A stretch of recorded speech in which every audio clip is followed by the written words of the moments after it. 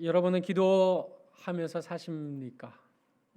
기도하는 것이 너무나 당연한데 혹시 기도하지 않는다면 왜 기도를 안 하십니까?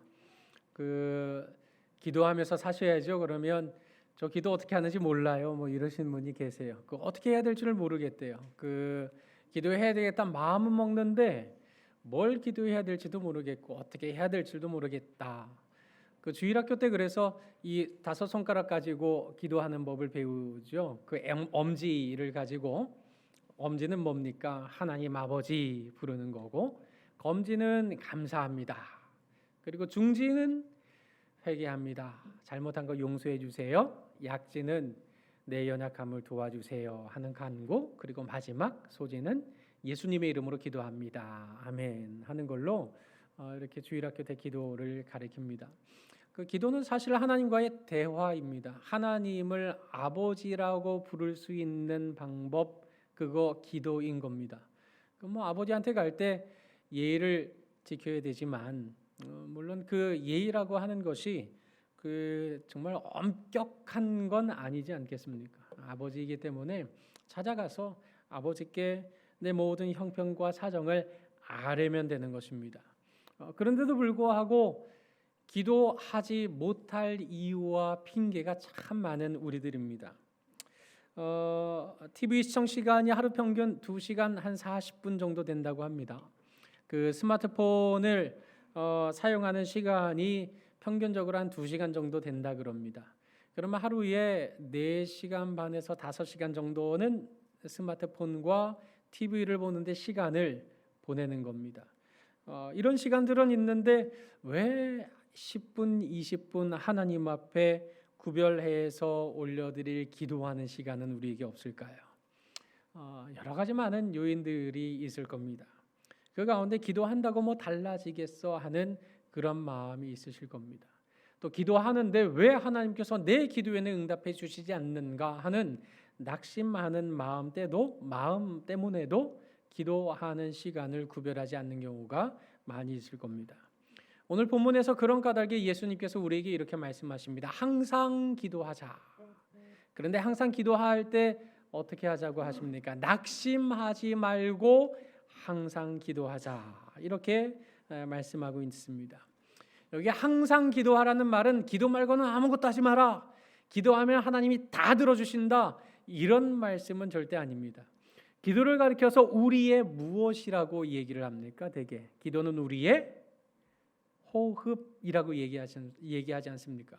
우리는 호흡하면서 음식 먹습니다. 호흡하면서 공부도 하고 호흡하면서 일도 합니다. 이런 것처럼 항상 기도하라는 말씀은 항상 무엇을 하든지 간에 하나님 도와주세요, 하나님 함께해 주세요, 하나님 인도해 주세요 하는 기도를 끊임없이 하자라는 말씀인 겁니다.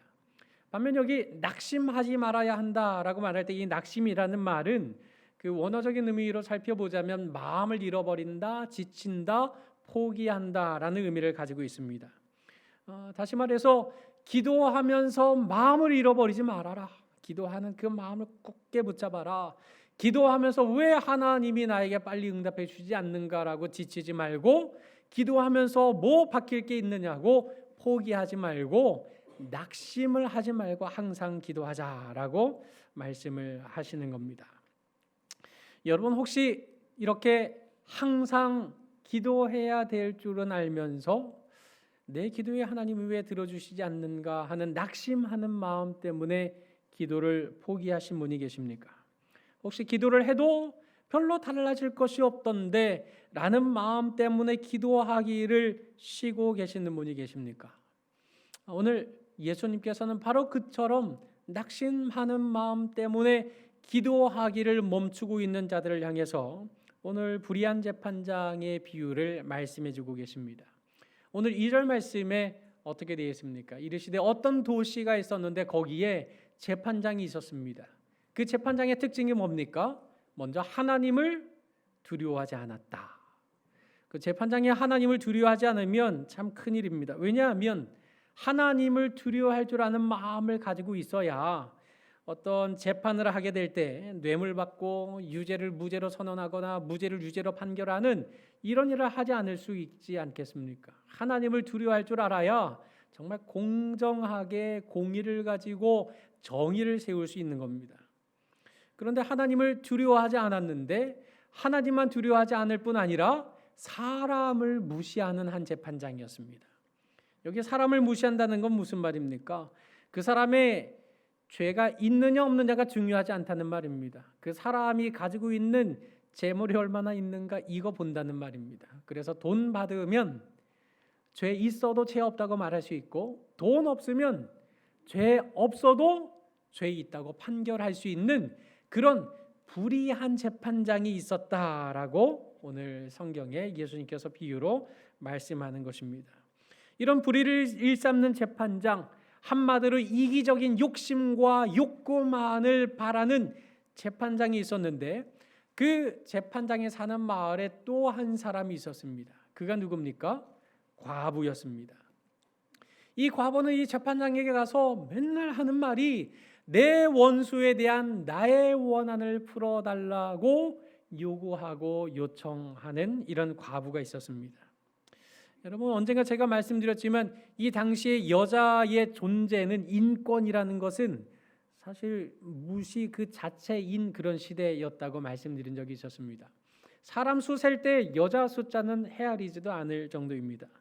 그런 사회에서 법정이나 재판장 앞에 이 과부가 홀로 가서 아무리 자기의 원통함을 부르짖은들 그 말을 들을 리가 있겠습니까? 실제 이 당시에 재판장에게 찾아가거나 또 법정에 여인 홀로 나가는 법은 없습니다.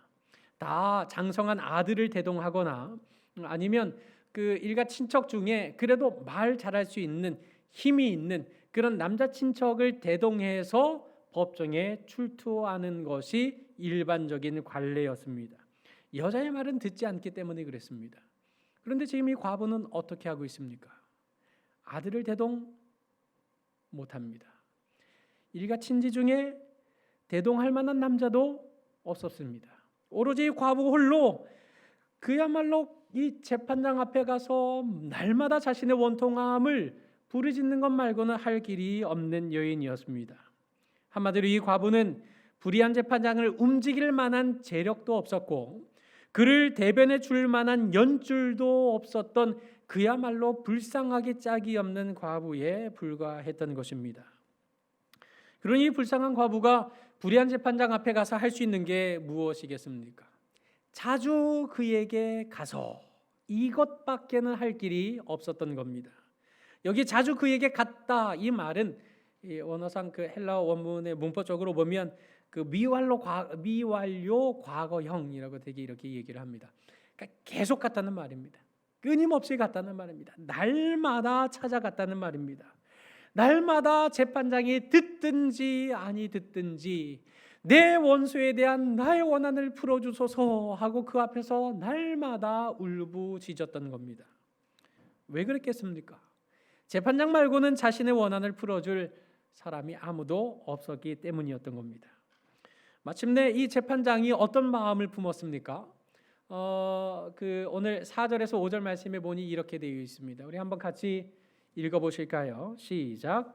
내가 하나님을 두려워하지 않고 사람을 무시하나 이 과부가 나를 번거롭게 하니 내가 그 원한을 풀어주리라. 그렇지 않으면 늘 와서 나를 괴롭게 하리라 하고 생각하게 되었던 것입니다. 여기 늘 와서라고 할 때 늘이라는 말은 끝까지라는 말입니다. 내가 이 여자 보니까 이거 포기할 사람이 아니다. 끝까지 나에게 찾아올 사람이로구나. 나를 번거롭게 끝까지 찾아와서 하겠구나 라고 생각을 하고 이들 와서 나를 괴롭게 한다고 말했는데 이 괴롭게 한다는 말은 고문한다는 말입니다. 그 고문 중에서도 이 괴롭게 한다는 고문은 눈을 찌른다는 의미를 가지고 있는 겁니다. 그러니까 이 불의한 재판장이 하나님도 두려워할 줄 모르고 사람도 무시하는 재판장이었지만 오고 갈 때마다 이 여인의 부르짖음에 이 외면할 수 없고 이 여인을 볼 때마다 내 눈이 괴로운 겁니다. 늘 와서 나를 괴롭게 하고 끝까지 내 눈을 괴롭게 할 여인이니 틀림이 없으니 이 여인의 원한을 풀어줘야 되겠다라고 마음먹었다라고 오늘 성경에 기록하고 있는 것입니다. 여러분, 지금 재판장이 과부의 억울함을 풀어주려는 동기가 어디에 있었습니까? 하나님에 대한 경외심이나 아니면 사람에 대한 존대 때문이 아니었습니다. 이 재판장이 과부의 원한을 풀어주려는 동기는 오로지 나를 위한 겁니다. 내가 이 여자 때문에 못 살겠다. 그냥 빨리 원한 풀어주고 좀 속 시원하게 편하게 나도 살아봐야 되겠다 하는 오로지 자기 이기적인 동기의 근거에서 과부의 억울함을 풀어주려고 했던 것입니다. 예수님께서 항상 기도하고 낙심하지 말라고 말씀하실 때 왜 이런 비유로 말씀을 하셨겠습니까? 그것은 극명한 대조를 나타내시기 위함입니다. 지금 예수님의 비유에 등장하는 존재가 누굽니까? 최악의 재판장이었습니다. 돈밖에 모르는 재판장이었습니다. 하나님을 두려워할 줄도 모르고 사람도 무시했던 재판장이었습니다. 그에게 찾아가 울부짖은 여인이 누구였습니까? 천대받는 과부였습니다. 돈도 없습니다. 대변해줄 남자도 없는 그런 여인이었습니다.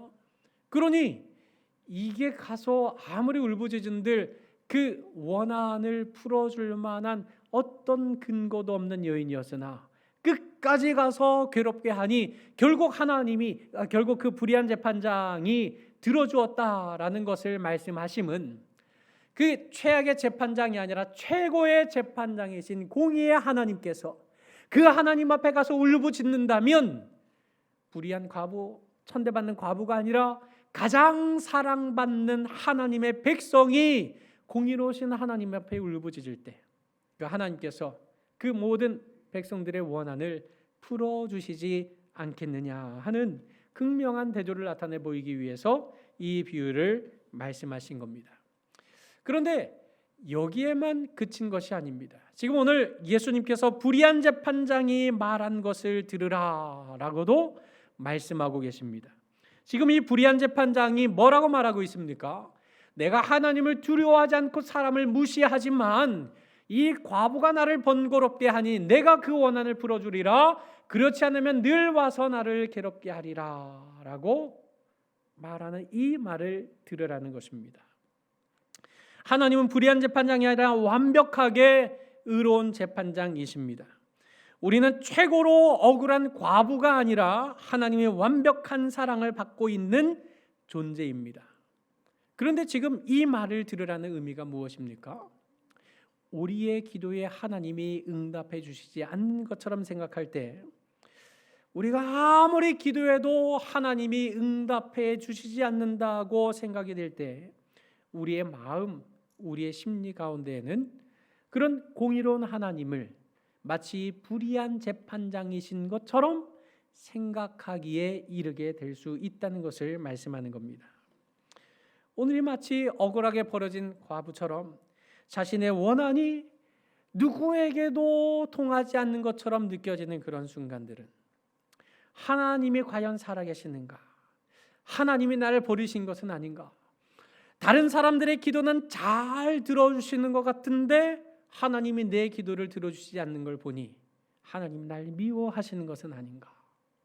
왜 나에게만 이런 고난이, 왜 나에게만 이런 환난이, 왜 나에게만 이런 어려움들이 찾아오는가? 왜 내 기도에는 응답하시지 않으시는 하나님이, 왜 나보다 못한 사람의 저 기도는 응답해 주시는가? 이런 것들이 생각이 되고 이런 것들이 눈에 들어오게 되고 결국 그런 모든 상황들 속에 항상 기도하기를 잃어버리고 낙심하면서 하나님은 정말 불의한 재판장이시로구나 라고 생각하기에 이를 수 있다는 것을 우리에게 말씀하고 계시는 겁니다. 여러분, 욥을 한번 보시기 바랍니다. 욥은 시작하는 욥기 1장 1절에 온전하고 정직하여 하나님을 경외하며 악에서 떠난 자라고 소개하고 있지만 그에게 고난이 닥치게 될 때 욥기 9장 18절 말씀에 보면, 세번역 버전에 보면 이 욥이 하나님을 이렇게 생각하게 됩니다. 하나님은 정말 숨 돌릴 틈도 주시지 않고 나에게 쓰라림만 안겨주시는데 그분께서 내가 기도한들 내 간구를 들어주실까? 하나님을 불의한 재판장인 것처럼 생각하게 된 겁니다. 욥기 16장에 보면 그가 이렇게 말합니다. 내 목덜미를 잡고 내 던지시는구나. 하나님이 나를 부스러뜨리시는구나. 그가 나를 세우고 관역을 삼으시고 화살을 쏘아대고 계시는데 사방에서 그 화살이 날아들어서 그 화살들이 사정없이 내 허리를 뚫고 그 화살들이 사정없이 내 내장을 땅에 쏟아내게 만드는구나. 그가 나를 갈기갈기 찢고 또 찢으시려고 용사처럼 내게 달려드시는구나 라고 하나님에 대해서 이렇게 생각하기에 이르게 됩니다. 욥기 19장에는 이렇게 되어 있습니다. 하나님이 내게 불같이 노하셔서 나를 적으려 계시고 나를 치시려고 군대를 보내시니 그 군대는 나를 치려고 길을 닫고 내 집을 완전히 다 포위해버렸구나. 그처럼 의롭고 정직한 욥이었음에도 불구하고 어려운 시련 앞에 하나님이 응답해 주시지 않는 것처럼 생각이 될 때 하나님이 나에게 이렇게 다가오시는구나 라고 하나님에 대해서 오해하기 시작했다는 것입니다. 여러분, 욥이 하나님이 욥을 죽이시는 분이십니까? 결코 그렇지 않습니다. 하나님께서 욥의 적군이 되셔서 욥을 집중 공격하시는 분이시겠습니까? 결코 그렇지 않습니다. 그럼에도 불구하고 지금 욥은 처절한 고통 중에 하나님이 내 기도에 응답하시지 않는다고 생각하면서 하나님을 그런 하나님으로 오해하고 있었던 것입니다. 성도 여러분, 욥과 같은 상황 아니더라도 이처럼 어렵고 힘든 일을 당할 때 어떤 마음이 드셨습니까? 질병이나 가난이나 억울한 누명에 시달리게 될 때 얼마나 마음이 괴롭습니까? 그런 괴로운 마음 속에 하나님을 향한 부르짖음에 아무 응답이 없는 것처럼 느껴지실 때 그 마음이 하나님을 향해서 어떤 마음이 드셨습니까? 불신 남편을 위해서 아무리 기도하고 울부짖어도 남편이 예수를 믿지 않고 자식을 위해서 아무리 울부짖어도 자식이 변화될 모습이나 기미조차 보이지 않을 때 하나님을 향해 야속한 마음이 들기도 하지 않으십니까? 더 나아가 하나님은 나를 괴롭히는 것을 즐기시는가? 하나님은 내가 좋아하는 것만 다 빼앗아 가시는구나. 내가 편하게 잘 사는 것을 싫어하시는 하나님이시는 않는가? 이런 마음으로 낙심할 때가 있지 않습니까? 어릴 때 저희 어머니가 절에 열심히 다니시다가 집안 온통 그 속된 말로 다 말아 드셨죠. 그런 다음에 저희 어머니가 교회 가면 부자 된다는 말에 이제 교회로 또 발걸음을 옮기셨습니다. 그 저희 아버지는 총각때 교회 다니셨지만 저희 어머니께서 그 아버지 성경책까지 다 찢어버리시면서 어디 재수 없게 교회를 가느냐고 그러면서 교회 못 가게 하셨다 그래요. 그런데 결론적으로는 절에 갔다가 다 망하신 거죠. 그리고 이제 교회를 가시려 하니 저희 아버지 마음이 어떠시겠습니까? 이제는 또 뭘 믿어서 집에 남아있는 게 뭐 있다고 이것까지 말아먹으려고 하느냐고 교회 가지 말라고 이제 아버지가 그런 핍박을 하시기 시작했던 겁니다. 제가 제 기억으로 5살 12월 그때가 17일이었는지 뭐 20며칠이었는지 아무튼 그 거의 한 해가 다 저물어 가는 그 시점에 어머니께서 저를 데리고 교회를 가셨고 그 교회에 등록을 하게 됐습니다. 어떻게 하면 하나님을 믿을 수 있습니까? 그 어머니께서 물으셨고 새벽 예배부터 시작하세요 라고 조언을 듣자 주일 지나고 바로 그 다음날 월요일부터 새벽 예배를 다니기 시작하셨습니다. 종교청 열심히 엄청나셨습니다. 저희 아버지는 어머니 교회 못 가게 하셨습니다. 옛날에는 왜 스탠문이 아니고 쇠 철문이었잖아요. 그 녹슬면 이게 쾅 닫혀버리면 이거 여자 힘으로 못 열게 되어 있는 그런 대문입니다. 아버지께서 얼마나 화가 나셨는지 새벽에 교회 가지 말라고 그러면서 문을 쾅 닫아버리셨어요. 아버지 힘 아니면 못 엽니다. 다음날 새벽 됐는데 어머니가 절 역시나 깨우셨어요. 절 항상 데리고 다니셨습니다. 새벽에 갔는데 문이 아무리 땡겨도 안 열리는 겁니다. 저희 어머니가 포기하실 분이 아닙니다. 윤석아 넌 오늘 집에 있어. 엄마 혼자 갔다 올게 하고 그 당시 이렇게 왜 대문 위에 이렇게 뭐 조그마한 뭐 옥상 올라갈 수 있도록 이렇게 그 뭡니까 나무 사다리가 있었는데 나무 사다리를 타고 담을 넘으시는 겁니다. 근데 담 넘다가 쿵 소리가 나더니 아이고 아이고 아이고 소리가 들려서 저는 정말 깜짝 놀라서 그 집으로 들어가서 울면서 아버지를 깨웠습니다. 엄마가 떨어졌다고. 그 어머니가 허리 다치셔가지고 그때로부터 한 일주일 동안 꼼짝 못 하셨어요. 그 아버지 그 주방에 출입도 안 하시는 분이거든요. 일주일 동안 밥 차린다고 애 많이 쓰셨습니다.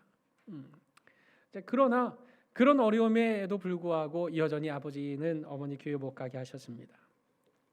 제가 5살 때, 6살 때, 그러면 6, 7, 8, 9, 한 4년 지났네요. 그 제가 초등학교 2학년 때까지 계속 싸우시다가 초등학교 2학년 때 교회를 가시게 됐는데 아주 신비한 역사 끝에 교회에 가시게 됐습니다. 이것은 개인적인 체험인지라 객관할 수 없고 또 누구든지 이런 일이 일어난다라고 말할 수는 없습니다. 그러나 하나님의 신비는 명백히 있기는 있습니다.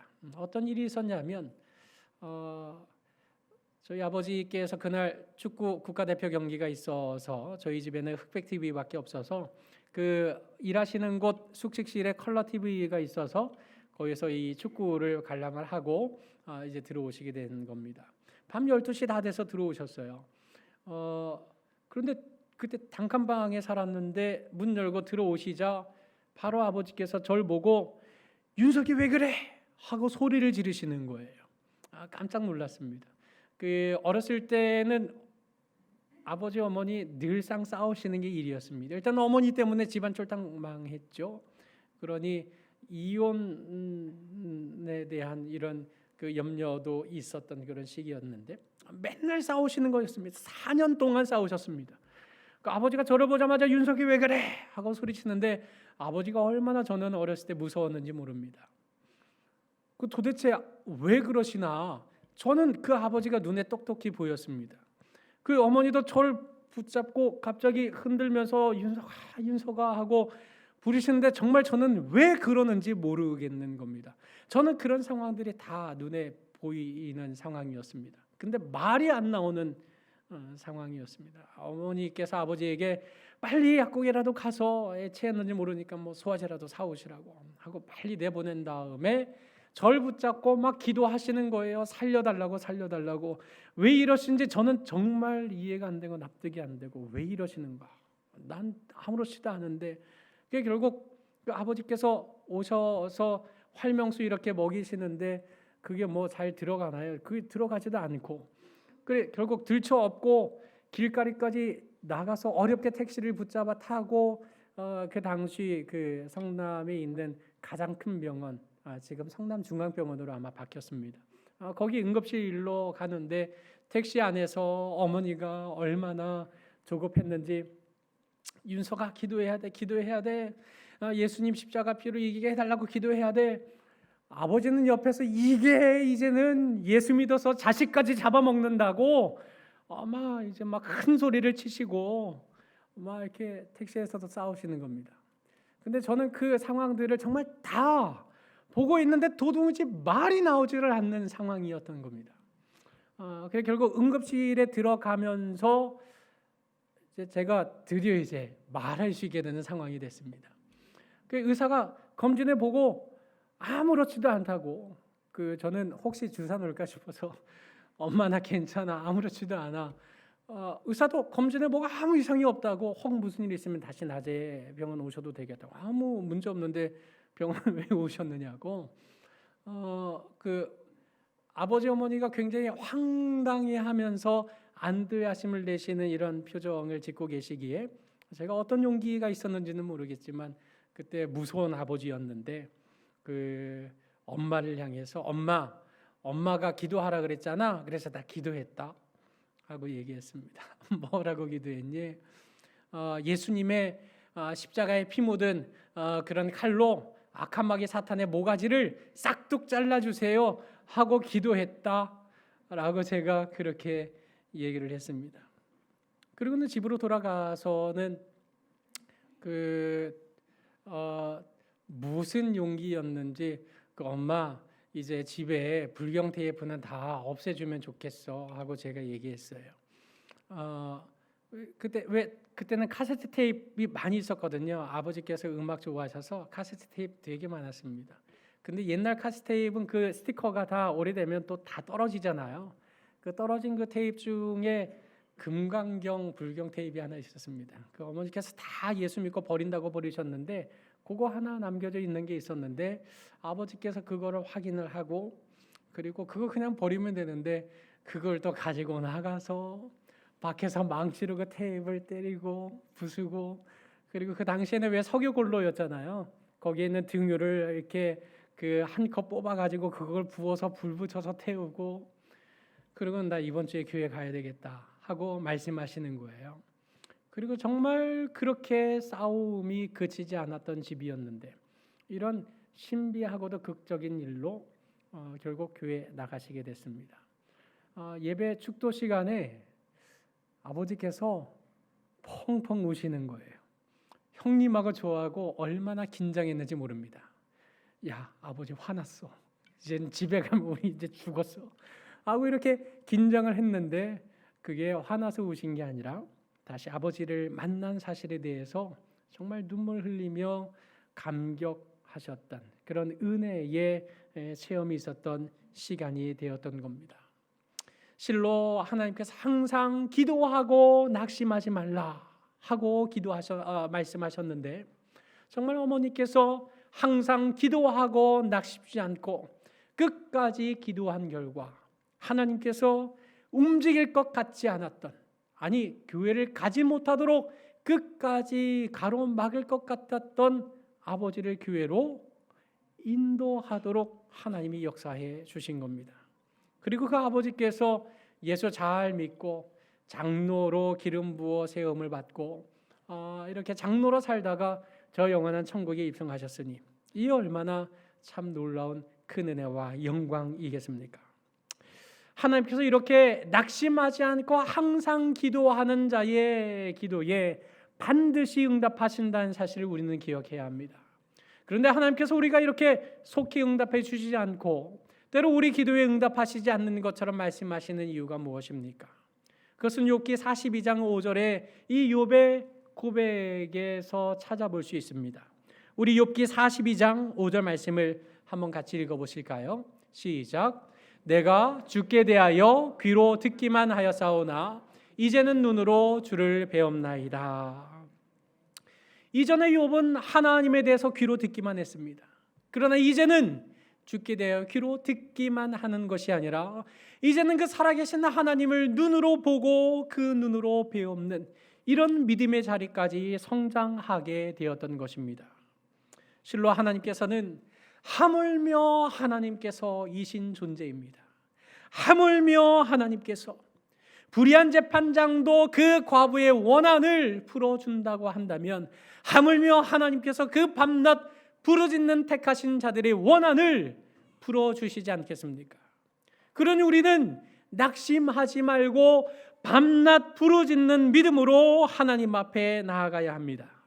왜냐하면 그 하물며 하나님은 바로 우리를 황무지에서 부르시고 짐승이 부르짖는 광야 그 어려운 형편에서 만나 주시어서 우리를 호위하시며 보호하시며 자기의 눈동자처럼 지키시는 하나님이시기 때문입니다.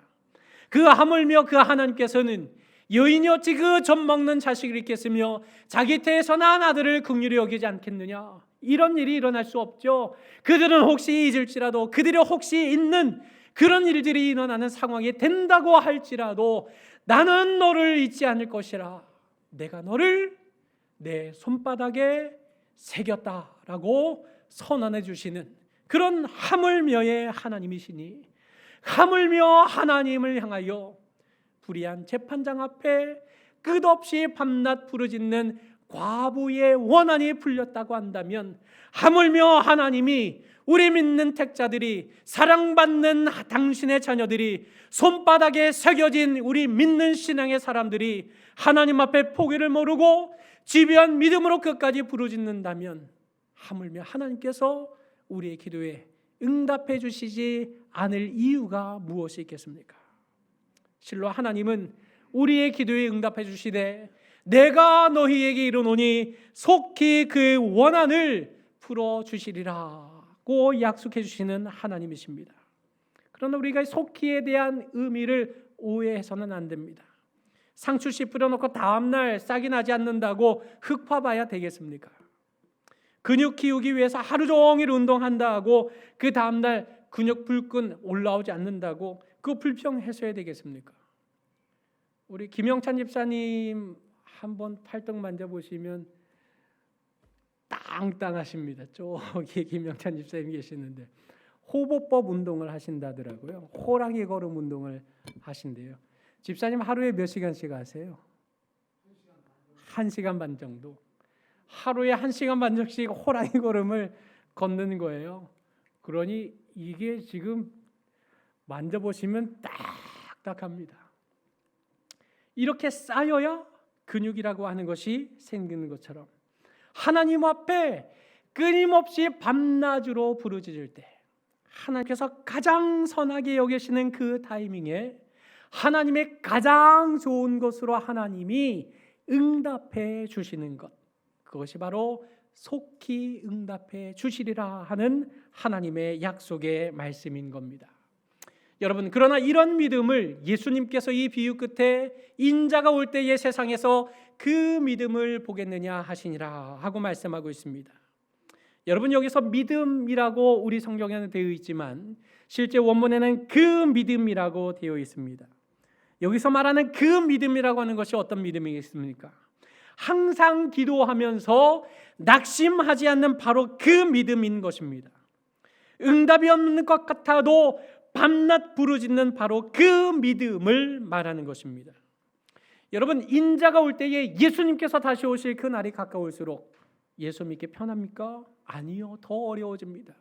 예수 믿는 것이 마치 바보 행진을 하는 것처럼 여겨지는 시대가 바로 인자가 올 때, 예수님께서 다시 오실 날이 가까워올 때에 일어나는 일들인 것입니다. 그러니 인자가 올 때에 그 믿음을 보겠느냐? 인자가 올 때 낙심하지 않고 포기하지 않는 그 믿음을 볼 수 있겠느냐?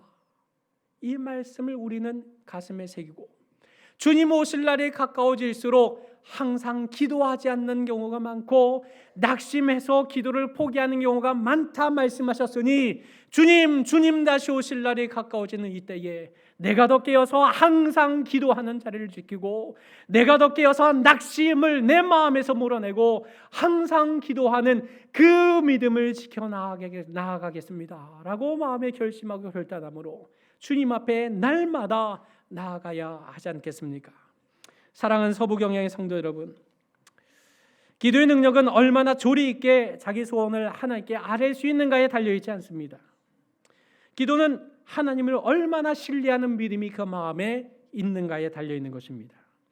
여러분, 기도의 은혜라고 하는 것은 얼마나 막히지 않고 남들 듣기에 좋은 말들을 이어낼 수 있느냐라는 사실이 아니라 오직 하나님 앞에서 자신의 못난 것과 더러운 것을 얼마나 솔직히 인정할 수 있으며 얼마나 그 하나님을 끝까지 믿고 낙심하지 않고 기도할 수 있는가에 달려있는 것입니다. 그러므로 항상 기도하고 낙심하지 말라, 이 말씀을 명심하시기 바랍니다. 예수 그리스도 안에서 말씀을 붙잡고 하나님과 항상 교제하고 예수 그리스도 안에서 성령의 감동대로 하나님과 항상 밀착하고 접속해서 하나님과 기도 가운데 동행하시기 바랍니다. 기도의 성공은 절박성에 있습니다. 간절함에 있는 것입니다. 우리는 기도로 하나님께 매달리는데 집요하게 절박성을 가지고 간절함을 가지고 포기하지 않고 기도로 하나님 앞에 나아가야 합니다. 하나님을 끝까지 신뢰하는 마음과 자신을 낮추는 겸손의 자세를 가지고 먼저 하나님과 진실하게 통하는 바른 관계를 맺고 기도드림으로써 100마디 1000마디 말보다도 더 깊게 하나님과 교제하며 우리의 기도드린 것보다 훨씬 더 많고 좋은 것으로 내려주시는 이런 하나님의 응답의 축복을 꼭 체험하시는 우리 모든 성도님들이 되시기를 주님의 이름으로 간절히 축원합니다. 우리 시간에 서원과 결단의 기도를 하겠습니다.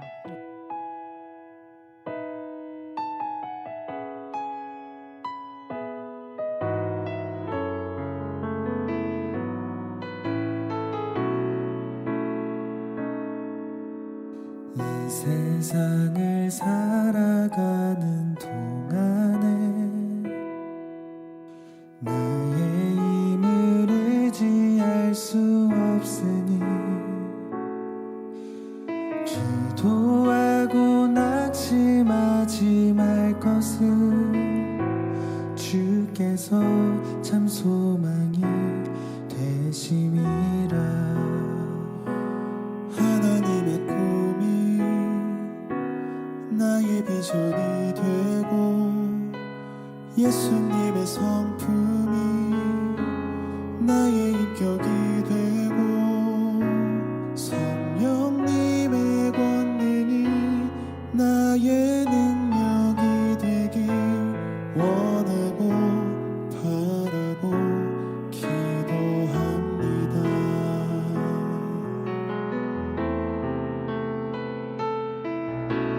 이 세상을 살아가는 동안에 나의 힘을 의지할 수 없으니 기도하고 낙심하지 말 것을 주께서 참 소망이 되심이라.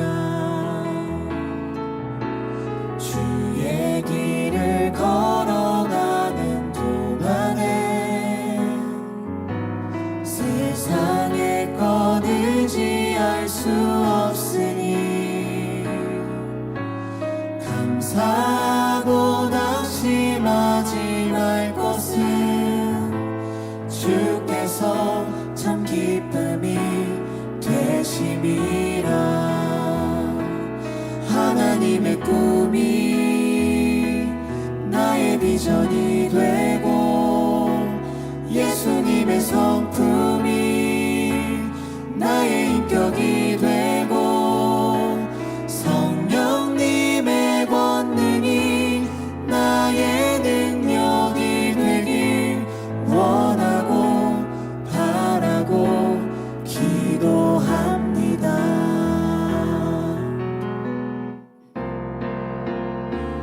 하나님의 꿈이 나의 비전이 되고 예수님의 성